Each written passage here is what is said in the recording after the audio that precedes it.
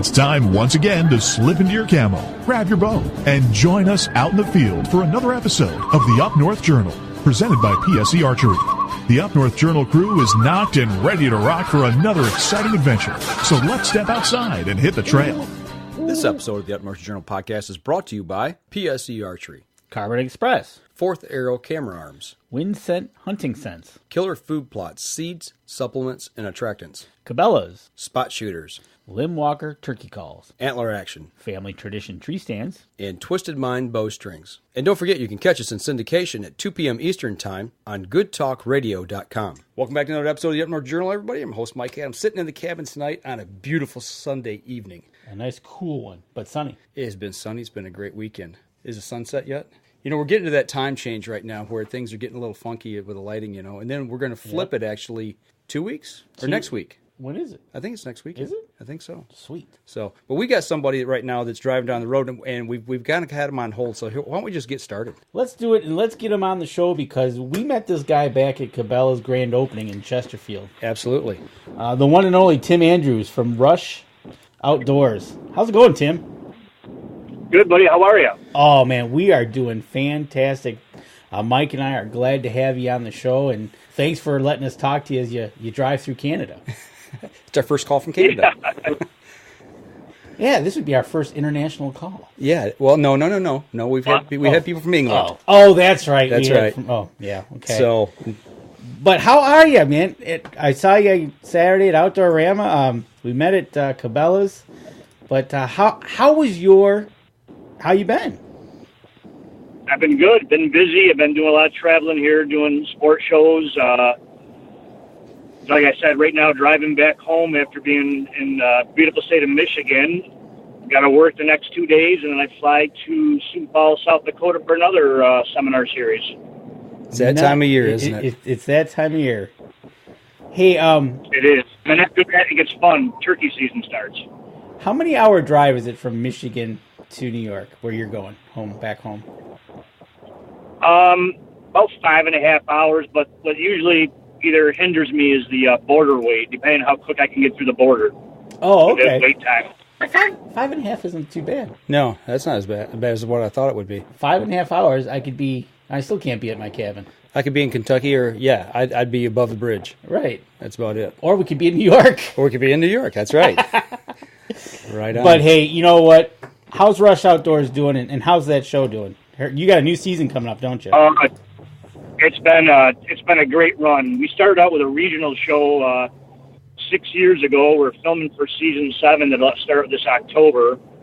Then we went national, the World of Rush Outdoors on the Pursuit Channel. We're second year now that it starts April, second quarter on Mondays and Tuesdays. So we've been doing really good. It just keeps on getting better every day. That's awesome. That's good to hear. You know, you hear so many things that try to take off, and then all of a sudden they go right down the tubes. But I saw you at ATA. You were running around meeting with prospective people and stuff. But it's good to go. But after we met at Cabela's and stuff, you decided you jumped right into hunting.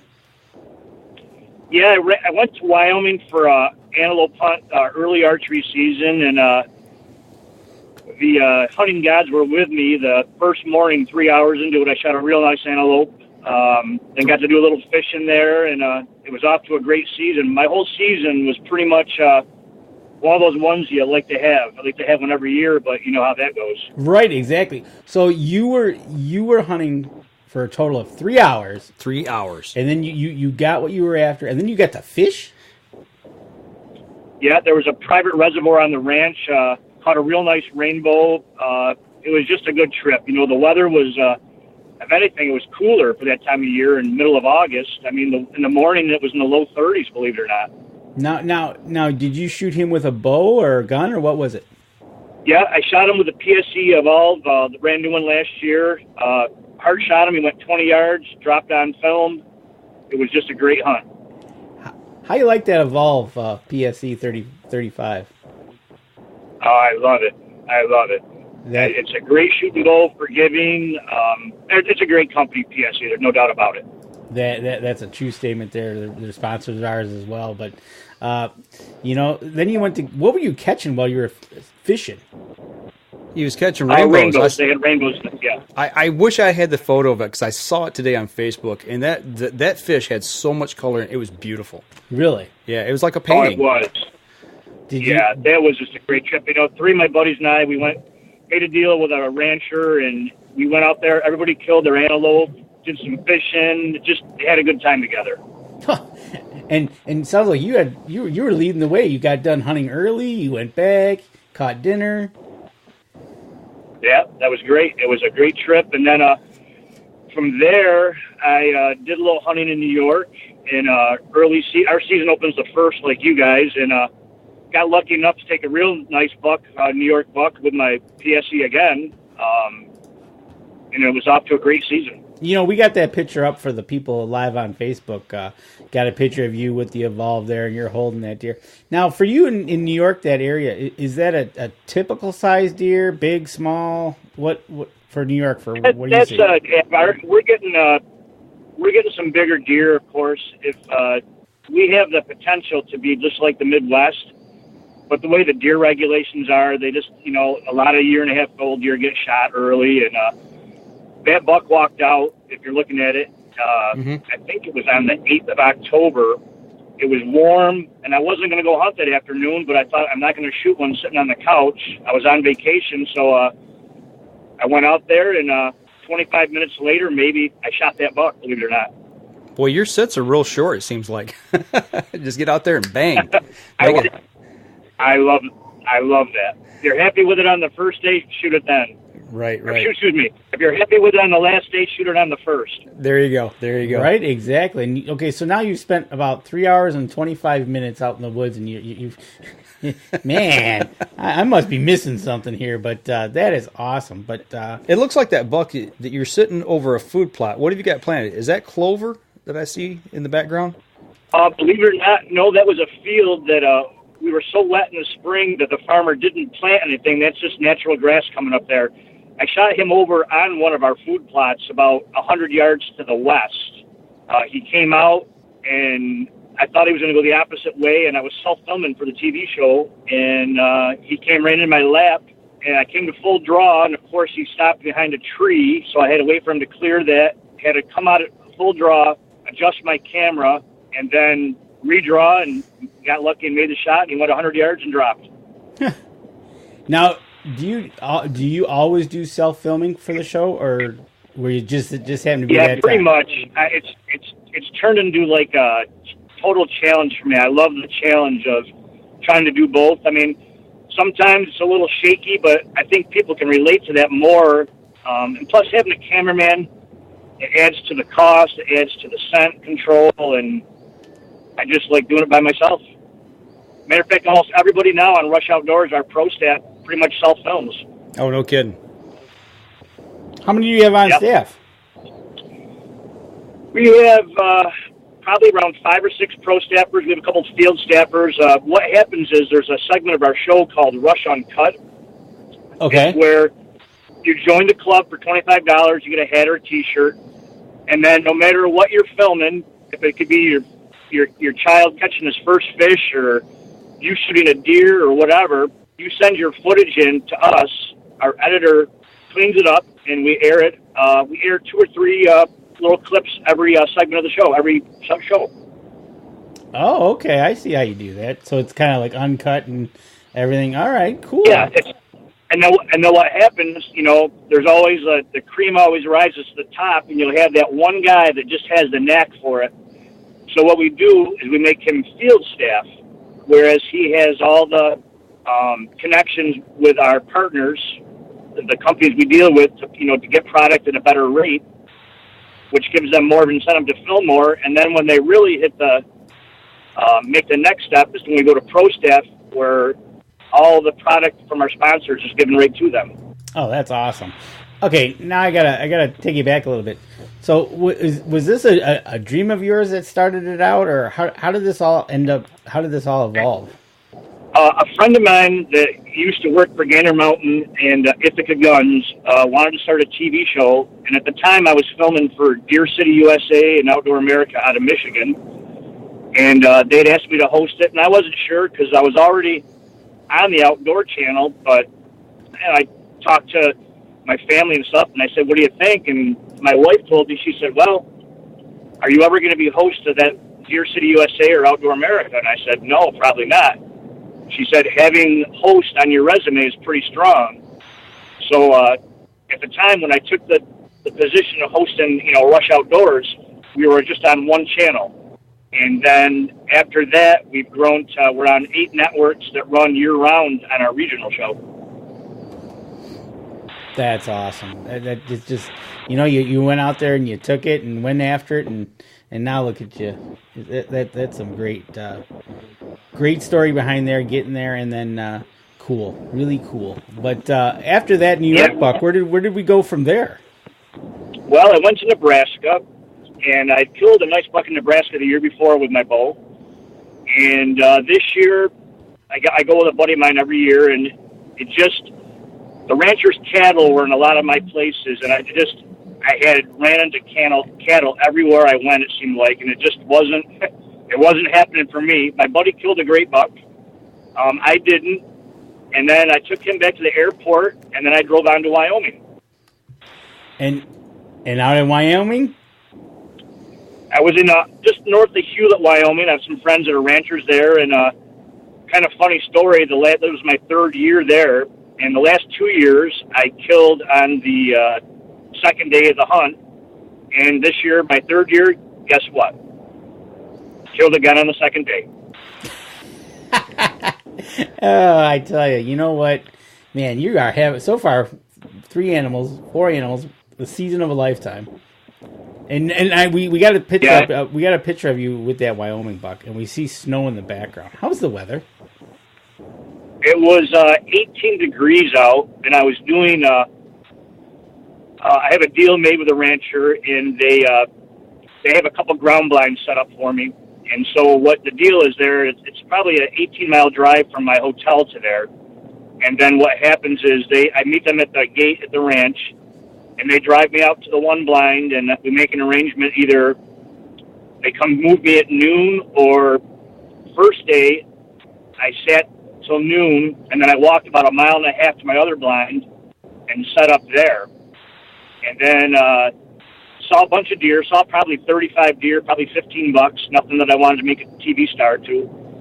So the second day came, and it was cold. And I made a deal with them. I said, hey, come get me at noon, drop me off in my truck at the gate, and what I'll do is I'll walk to my evening set, which is only about 1 mile away. In traveling from where I sat to the road, we spotted that buck and a doe bedded up on this hilltop bedded. She must have been in heat because he wouldn't leave her for nothing. And we put a stalk on him, and I made the shot. Wow. That is a riot. That is a nice buck. That is a 9, 8? It was a big 8. He wasn't real tall time, but he was real wide. Man, that is a nice buck. And you got a little snow on the ground and put a stalk. How far was the stalk? We stalked maybe about 100 yards, got with him, and it was in some brush, and he thought that, I think he thought that we couldn't see him, and I had to get down on my knee, and I found a little hole to make the shot, and it was about a 120-yard shot, and shot him right in the boiler room, and he slid down the hill. So you were walking to your stand, and you just happened to look over and see these 2 deer bedded up on the hill. Oh, no, I was in the rancher's truck. We were driving down the laneway, and we spotted them up on the hillside, off on the hillside. Oh, you were in a moving vehicle, no less.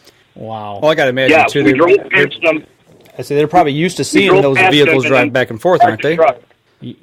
Yeah, that's a ranch vehicle. There's cattle all over and stuff. So what happens is we spotted him, and so we figured if we stopped the vehicle, he would run off. So we drove past, probably out of sight, basically, maybe 400 or 500 yards, and then put a sneak on him.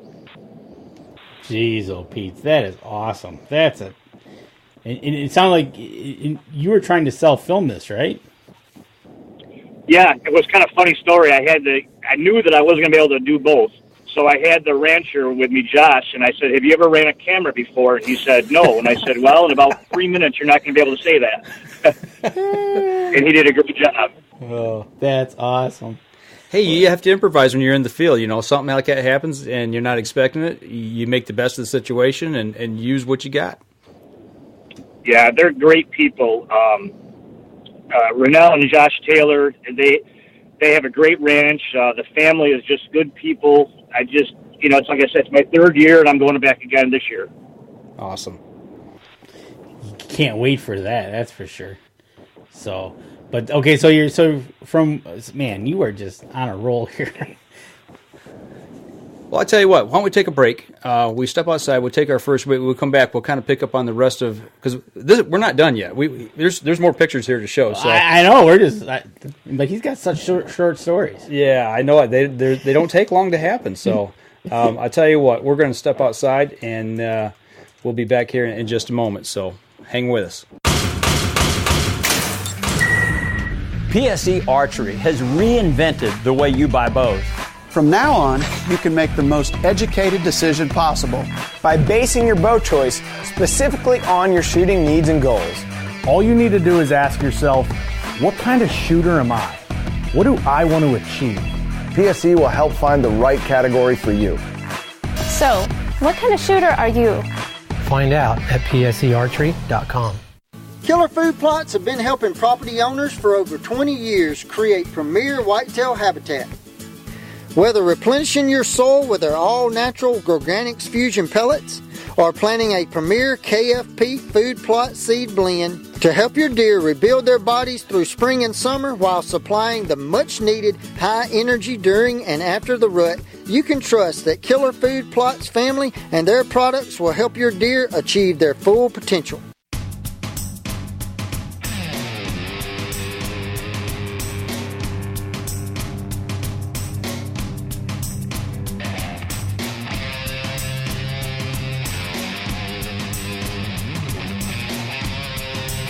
Welcome back, second segment of the show. We're still talking to Tim Andrews of the Rush Outdoors.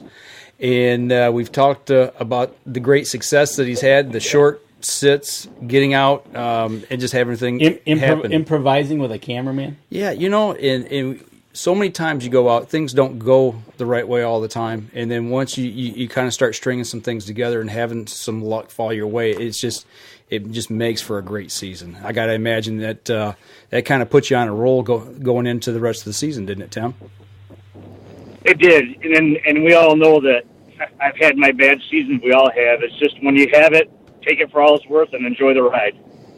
Well, that's what you got to do too, and because there's so many times we go out and we sit and we spend a lot of time in the field where we don't have any, and what we call success is putting some meat in the freezer or getting something down on film that you really want to be able to show people. But you use each time that you're out there as a learning tool and build upon that, even in those hunts that we might call bad times. Right, exactly. You know, and I have to admit, I had a good year as well. I was out an hour and I got one with a crossbow, an hour and I got one hour and a half with a gun. So right, totally understand it. But so for Tim, after that buck, where were you off to then? Because I think you were heading into the next Saskatchewan. Oh no, Saskatchewan was before the Nebraska Wyoming hunt. I did that the third week of October. Oh, okay. So for Nebraska, was it warm, cold? It was warm for one day, then it snowed every day. I had snow pretty much on every trip I went this year. The one in Saskatchewan is usually, you're up. I was, let me think here. I was 9 hours north of Fargo because I was doing a show for our title sponsor Runnings in Moorhead, Minnesota, which is right on the border of Fargo. And what happened was I got done there, and I said, well, I was already here. I might as well just drive up. So I drove up, and it was, highs in the low 40s the day that I got there. And the third day, afternoon, storm blew in, and we got probably 6 to 8 inches of snow. I shot that buck in a snowstorm, and the footage is unbelievable. Jeez. Now, all the hunts that we've been talking about, that's what we're going to be seeing on the Rush Outdoors this coming season? Correct. Okay. Yep, season 7. Okay. Well, we've got a picture here of a great buck that you've got, and I believe this is a Saskatchewan hunt that you shot with a muzzleloader, correct? Yep. Well, take us through that. It was my third day. We had a real nice buck on trail camera, and at this one area, And I sat the first 2 days, saw everybody except him, and then the third morning, we saw the wind was going to change, so we had to change spots. And we went to this other spot, and when I got there, it was no snow at all. An hour later, there was probably 3 inches, and it was coming down hard. And I was thinking, well, I think all the deer are going to be hunkered down in this. And a doe walked by me at about 10 yards in my ground blind, and then another doe, then a small buck. And then I'm thinking to myself, just once, I'd like to have a big one show up like that. It'd be great footage. Right. And it was like they heard me. And that big buck walked out, and his tines are like all 11 inches. They're all 11 inches. Just a real pretty buck. And he walked by me, and of course I didn't have a good shot. And he chased the doe around for a second, and then started walking away by himself. So I whistled to him to get him to stop, and he couldn't hear me because of the wind maybe. And he got to about 50 yards. And I finally went, hey. And he spun around, and he gave me a broadside shot. I took it, and he went about 40 yards and piled up. Wow. Man. That's awesome. So not only does he have great success, but he's also the deer whisperer. Deer yeller. Or yeller. Yeah, the whisper didn't work. Yeah, right. Right, exactly. So, but, man. There's been no shortage of venison in his freezer, I take it. Probably not. Oh, no. I love eating the venison. There's no doubt about that. No doubt about that.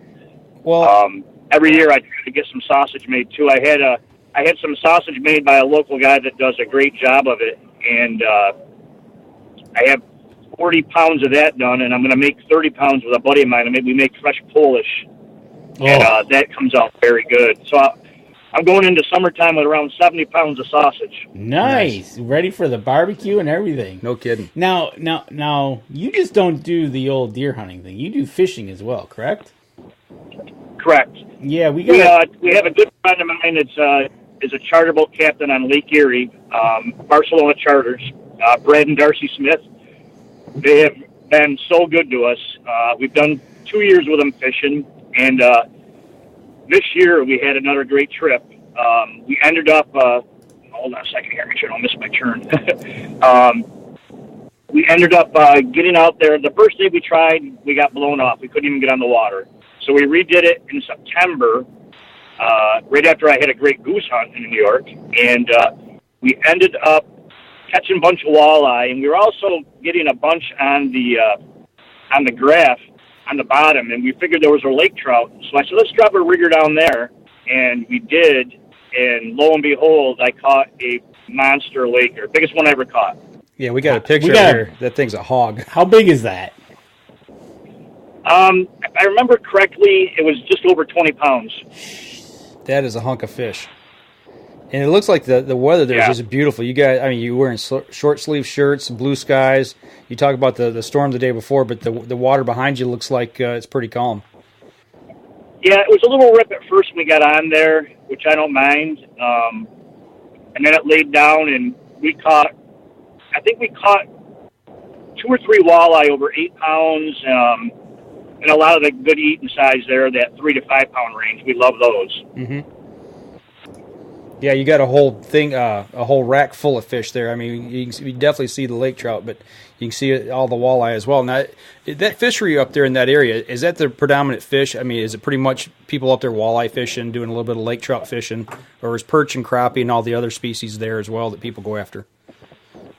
On that end of Lake Erie, it's primarily a smallmouth, walleye, perch, and lakers. Okay. Now up where I live on Lake Ontario, that's salmon country. We get big kings and coho, some Atlantics, and brown trout.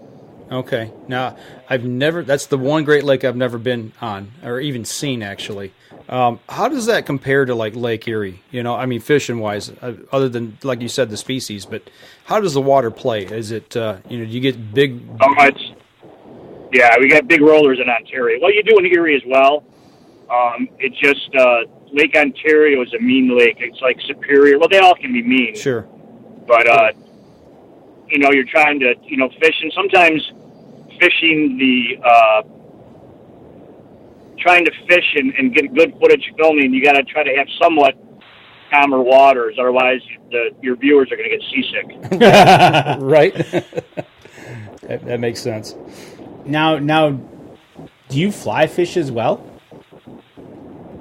I have when I was younger. I don't have a lot of time anymore I'd like to get back into it, which I'm planning on doing that in the next year because I'm going to retire from my regular job this May. Okay. So that's going to open up a lot of more doors for me to do stuff. Awesome. You know, it's one thing he mentioned that when I talked to him Saturday that he was actually going to retire from his real job in May. And it's one thing that when somebody tells me that, I'm very excited because I always like to see somebody when they say that to be able to walk out and say, I'm done. I'm heading off into the sunset. Doing things on your terms, having control of the way you want things to play out versus somebody saying, we don't need you anymore. Right. You know, that's nice. Yeah, for sure. Man, you being retired, you just don't know what you're going to do with your time. I know. I'm excited all about that.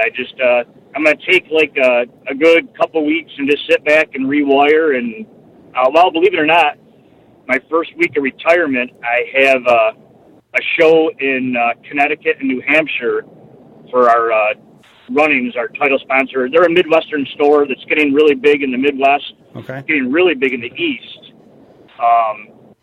They're like I always explain them. They get a kick out when I say this. They're like a upper scale Tractor Supply. Okay. They have a little bit of everything. They're a very nice store. And it's family run. They're great people to deal with. They're just nice people. That's awesome. Well, I tell you what, let's take our next break. We come back, we'll have you on for another segment here, and we'll kind of get maybe a little more behind-the-scenes type stuff. We've talked about the hunts, we've talked about the fishing and the show and everything. Let's pick his brain. Yeah, we'll pick your brain a little bit here. So we're going to step outside when we take our next break, and we'll be right back after this. PSE Archery has always dominated the speed category. Now, the most revolutionary cam system ever to hit the market has perfected the shooting experience. Introducing PSE's Evolve Cam System, featuring extremely high let-off capabilities and the smoothest draw cycle in history. No other cam system has ever delivered this level of total comfort and total control. Experience PSE. Experience performance. Killer Food Plots have been helping property owners for over 20 years create premier whitetail habitat.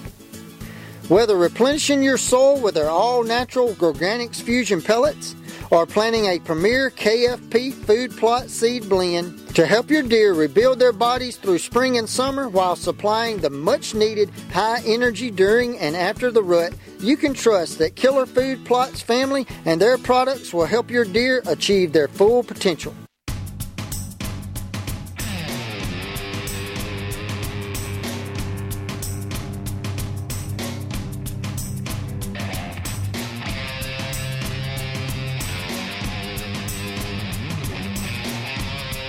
Welcome back, third segment of the show. We are traveling down the road with Tim Andrews of the Rush Outdoors, and you are somewhere in Canada right now, I take it. I'm in Hamilton right now. Hamilton, okay. Well, we know where that's at. I don't know if everybody listening does, but we know where that's at. I have a cousin that lives there. Yeah, that's right. Your family's from Canada, Danny. Yes, they are. They're Canucks. All right. Well, we've kind of talked about the show. We talked about your season, what's coming up on the show. We kind of gave everybody a preview of the hunts and everything. You know, you're from New York. Is that where you were raised at, or did you land there because of a job? No, I was born and raised in New York. Okay, so you're a New York State person naturally. You didn't move up that way. Now, where did you get your hunting bug at? I mean, was this a family deal, an uncle, a grandpa, your dad? Where did you learn to hunt, and how did that all start? That's a good question, because really, I grew up being, my mom raised my sister and I by herself, so I didn't have a father to show me all that. My next door neighbor was a big hunting, fishing guy, and I was too young to hunt with him, but he took me fishing. But I used to go look in his trophy room with the deer heads and the bearskin rug, and kind of had the itch, and then pretty much just evolved on my own, I guess. Okay. So the tradition up in New York, I got to imagine it's a lot like maybe here in Michigan. You know, you mentioned the bear rug, you mentioned the trophy room with the deer heads and things like that. Those are big things here in Michigan. Is that pretty much a staple of the hunting in New York, or is it just by chance that that's who taught you? And he had that. Just by chance. I mean, we don't have bear where I live. Well, they're slowly, every once in a while, someone will shoot one. Okay. They're not like real prevalent. But yeah, just turned into that, you know, and you know, it just came, and then I used to love, you know, look at the Outdoor Life magazines in the back of the magazines, and you'd see the all the ads for these hunting places, and you know, back then you didn't get on the internet; you had to write a letter and ask for information or call. Right. And, so then you'd get the as I got older, you get the magazine or the brochure, and you're looking at it and you're seeing what the price is there, and you have to convince your wife or girlfriend that you want to go spend that kind of money to go shoot the same deer you have in your own backyard. Right. So then what happened was I thought that, you know what, I don't really need an outfitter. I know how to deer hunt. I just need a place to go. So I started doing do-it-yourself trips, you know, where I pay a trespass fee, like in Wyoming or Montana, and it just took off. And I've done over 50 do-it-yourself trips in the West and Midwest. That's awesome. You know, it's weird because when you say trespass fee, right? I mean, I never heard that term until maybe the last, I don't know, 10 years or so when we went out west for the first time. The only time I've been out west. But it's odd to hear people talk about a trespass fee.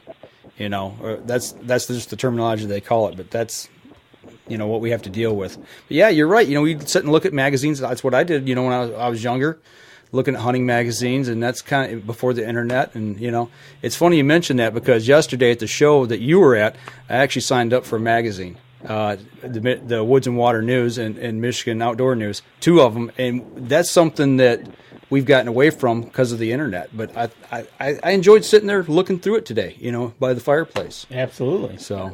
Yeah, that's it's a double-edged sword, the internet these days. It's hurt a lot of the, you know, it used to be a big thing back with you know, the VHS tapes and then DVDs, and now those sales go by the wayside because everybody can watch online now, and it right. kind of hurt a little bit. You know, it changed the whole way of the industry going. Yeah, and you wonder how far it's going to go, or is it ever going to come back around, you know, to where it once was? Or, you know, where's this trend going to go? Right, exactly. You know, and like you said, Tim, it's always changing, right? So, you know, like your shows are on YouTube now, and you know where you went from where you started and how fast it's going. It seems like every 6 months to a year, something new's breaking. I'd love for it to get back the way it was, like around late '90s, early 2000. The industry was on fire. It was just a great run, and then you know the economy, everything else, everything changes. Right.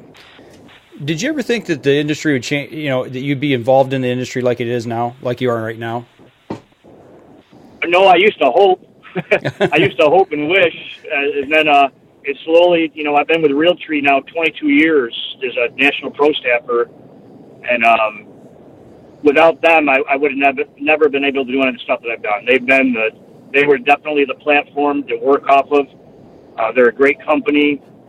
I was just at their home office there last month in Georgia. You know, I got to see people that I've talked to on the phone for 20 years to finally meet face to face. You know, I've met the bigger ones, you know, outdoor shows and this and that, but to have that right there, that was pretty cool.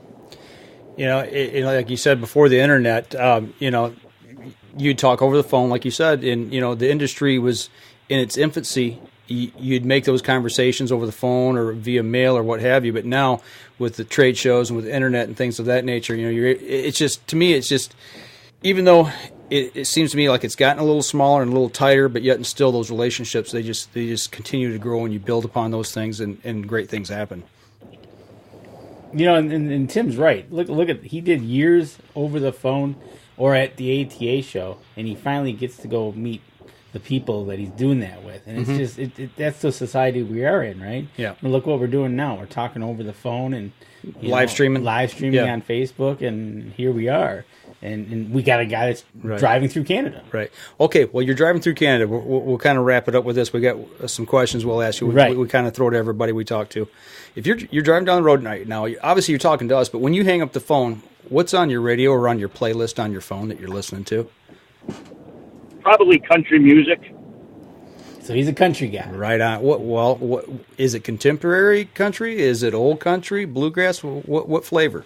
I like the mix. I like a little bit of the old, a little bit of the new. Okay. I like a lot of the stuff from the 70s and 80s. You know, when I was younger, I like listening to that also.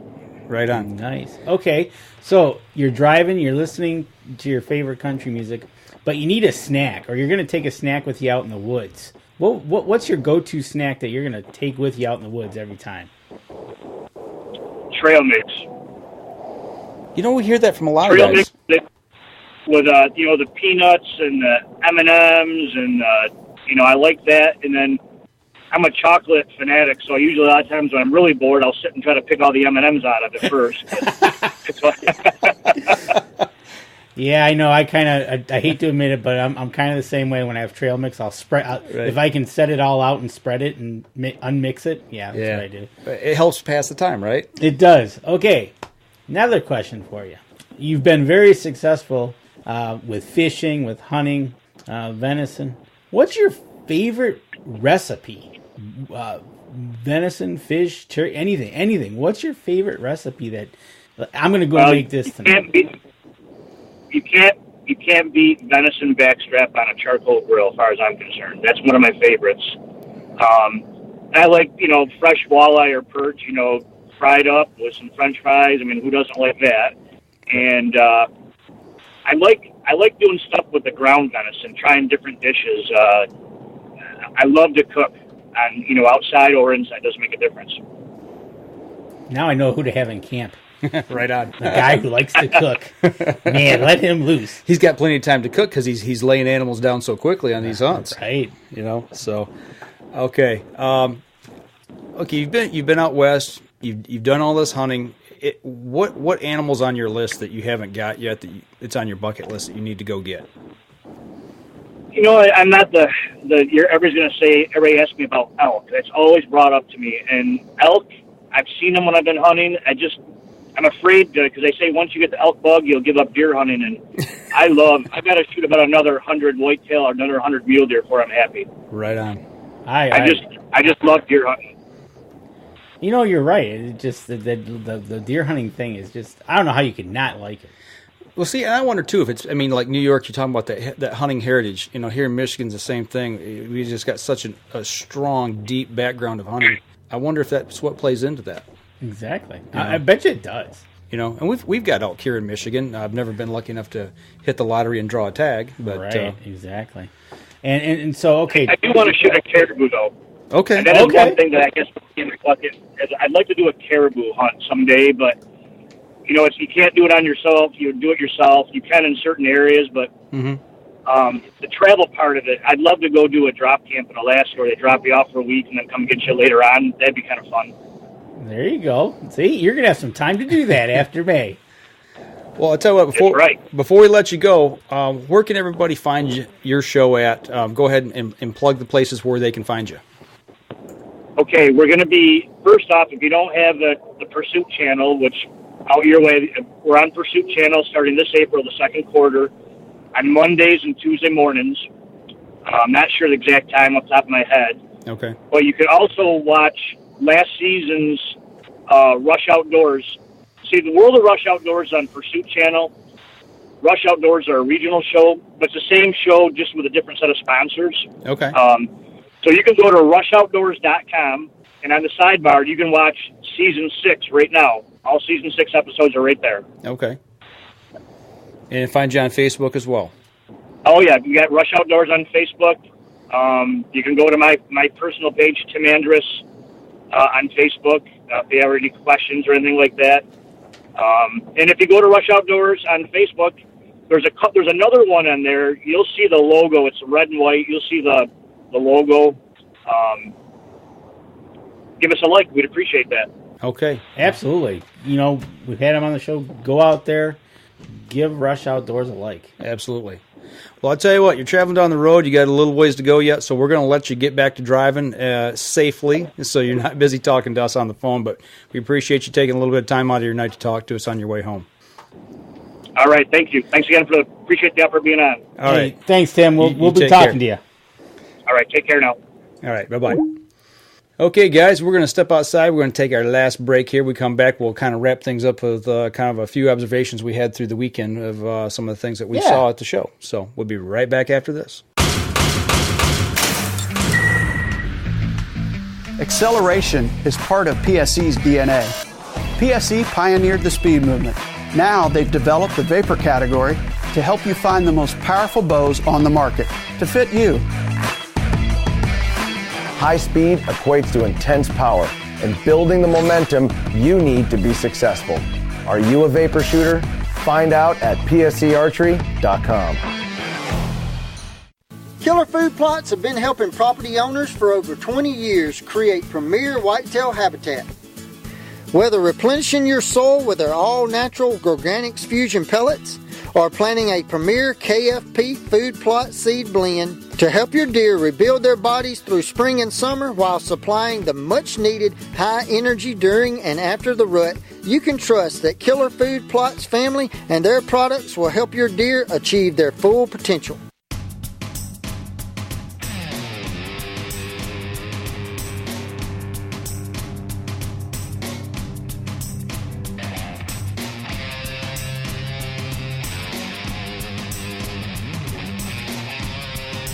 Welcome back. Last segment of the show, everybody. Sitting here in the cabin. Don't know if we've lost everybody on the live stream or not. We're kind of in limbo here. We're turning green, yellow, and red over there. We go. So, yeah, it looks like it switched back over. Oh, there we go. So, for those of you all on, if we lost you there and we're back, we apologize. I think I'm having some issues with the router here. It might be. So, but this weekend, you and I attended the Outdoorama down in Novi. The umpteenth Outdoorama, and I can't remember if there actually has a number to it. But I don't think so. Yep, we went to the Outdoorama. I was there a couple hours earlier than you were. Mm-hmm. I thought I tried to get there Thursday night, but I didn't make it. A little bit of a snowstorm we had going on here.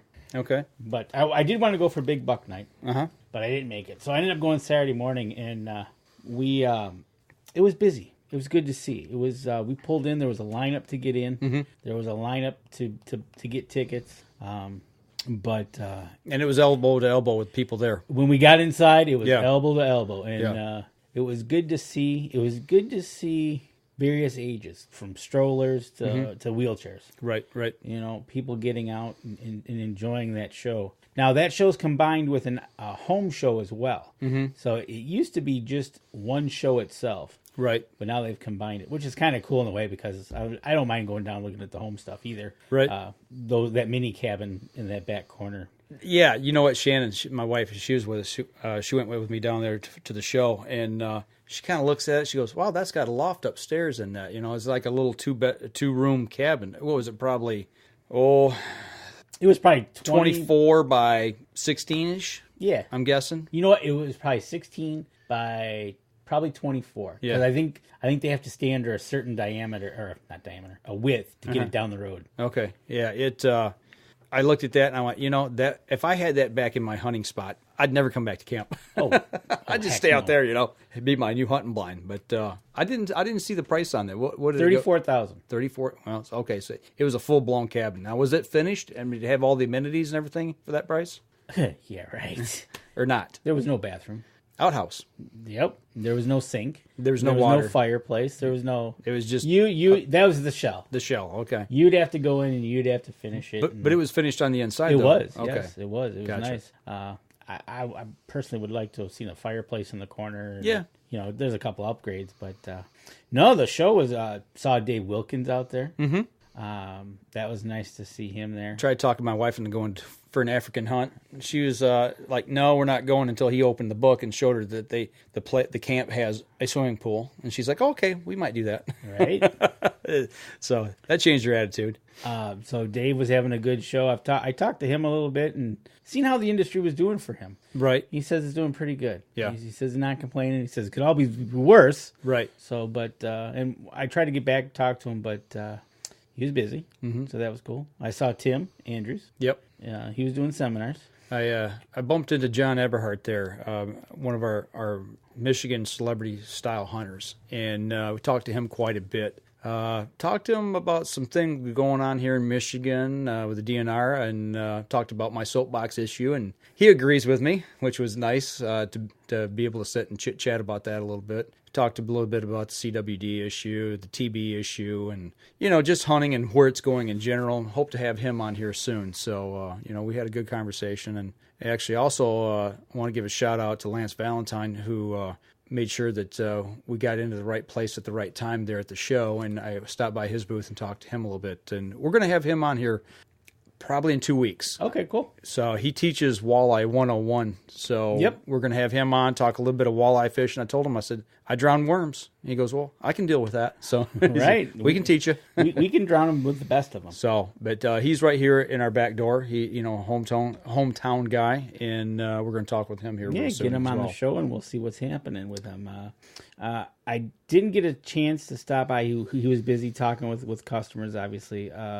Family Traditions tree stand. Oh, I got to talk to Jack, yeah. Did you get to stop and talk to him? Yep, talked to Jack for a while. He was set up right next to the smokehouse there that's just out of town here from east of town. Right. And I didn't know that, but he's friends with the owner, Steve. Yes, he is. So I was like, yeah, I'm not going by there. And he goes, why? And I kind of made the money sign with my fingers. I'm like, are you kidding? I said, if I go over there, I'm going to spend $50 or $100. You can't go into that store. Everything they got is awesome. It's just awesome. One of the best things that they have is a smoked pheasant. Oh, yeah? Oh, my. Thebomb.com? Thebomb.com. You buy the whole smoked pheasant. Okay. $24. Okay. Yes, it is. Right. Awesome. All right. So the show, yeah, I thought the show, it was okay. Definitely. It's not my cup of tea. It used to be way better. Way better. Right. It's taken its toll. I'm not knocking the show. It's just No. It's just what... Not my cup of tea. I just been there when I was a kid, remembering what it was to what it is today. Right. And they used to have like a big stage at one end of the Coliseum, and you had the guy with the 45 shooting. Yep. And I think they had mutts running agility courses. Yeah. They were missing probably you really can't put nothing in there though. The last time I went to that show, they had the dock dogs that would jump and flop into the water and chase things and catch things in the air, the aerial dock dogs. And, it's kind of disappointing not seeing them there this year, when I went back. But my wife did get her fill of doggy petting. Oh, yeah, there was dogs everywhere. Yeah, and good shout out to the crews. Michigan Bow Hunters Association, they were running a bow hunting thing, letting kids shoot archery. They had the trout pond from Bass Masters, I think, was there running the trout pond. Was it the Michigan Fly Tyers Association? They were teaching kids how to tie flies? They were there teaching kids how to fly ties. Tie flies, not fly ties. Go that way. And at the other end, and I don't know who was running that booth down at that end, but they were shooting the BB guns. Okay, I didn't see that one. Yeah, I knew they were there, but I did not see that one. Right. So really cool. Great thing to get the kids out involved, and you could have your fill of hunting, boats, and homes. Right. Yeah. My wife, she enjoyed that part too. Seeing, the pool stuff and the stuff for cottages and stuff for the beach and the lawn chairs and all that kind of good stuff. The decks and stuff. Yep. Absolutely. Yep. So it's a good show. Good couple hours to walk around. Yeah. Yeah, it was good. Yeah. So like I said, basically I go there and go see the guys that. Yep. I didn't run into Benefit for Kids. I stopped by the booth, but Al or Steve was not there. Okay. They weren't there when I was there, and I was just stopped by and said hello. Okay. So yeah, made all our little stops. I saw Jim Lemke, he used to work with PSE. He's working with Shadow Hunters now, Shadow Hunters box blinds. Oh, is that where he was at? Yeah, so he was around the corner on the other side of Country Smokehouse. Yes. So I got to talk to him a little bit, and Nice. just got to meet all the guys that we normally see at shows, and especially the local ones here. So it was really nice. Right, exactly. So, but you know what? From there, we go to next week. We start doing the Turkey Classic. Yeah, I'm ready. I'm fired up. I got my stuff sitting here in the box, ready to go. I'll have mine ready to go, and then we'll be out there next week, 10 to 4 ish. Yeah, so we got seminars during the middle of the day. Yep. So I think we got 2 or 3. I can't remember exactly. If you're in the area, stop on by, check us out. Yeah, absolutely. So something I'll finish up the show with here.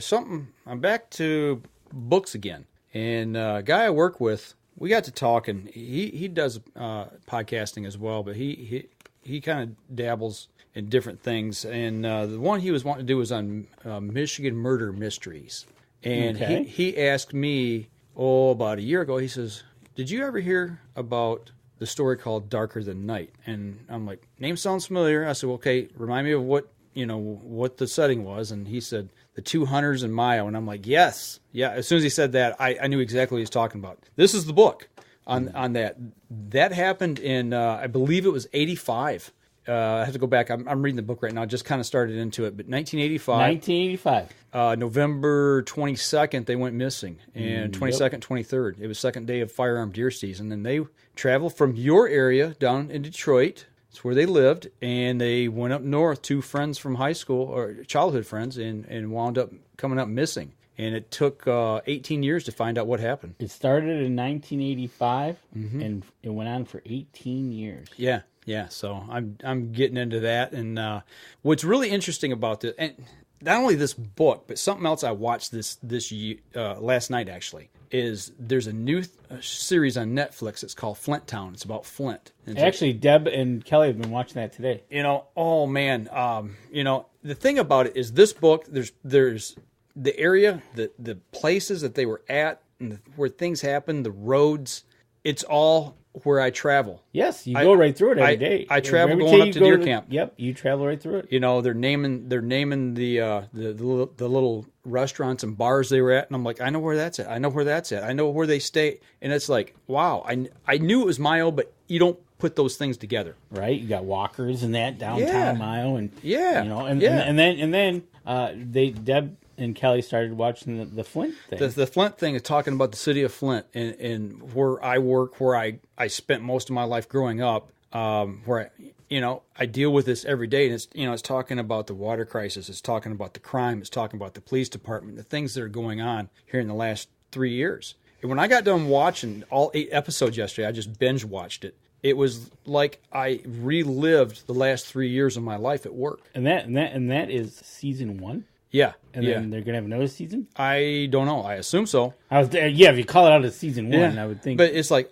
okay, I've eaten at that place. I know where that's at. Pearson Road. And, I've drove down there. I know where that housing complex is. And then they take news events, people that tell the stories in news, and there's people I work with. Right, that is in these episodes, which is real, that even hits a little closer, And that's the thing. But even that and reading this, it's like, when you can watch or read something and you know exactly where those places are or those events happened at, right? It just makes them that much more personal, I guess. And then you listen to some of the stats they throw out. Yeah. Like that. It took 18 years to make something happen. Mm-hmm. Flint had 300 plus cops down to under 100 now. Yeah, 98. And it's like... Whoa. And the thing that we've talked about before, around here with people, I'm like, I said, they don't, in a city of 100,000 people, they've got 3 officers on patrol at night. It's mind blowing. In a town of over 100,000. Yeah. 3 patrol cars. Yeah, 3 patrol cars. How's that work out? Not well. That's the problem. And that's the thing. And it's in one of those OMG moments, right? Right. And then... you hope they turn it around. Right. So, but just like this, the witness in that book, it took her 18 years to come out because she was so deathly terrified to even mention it. Right.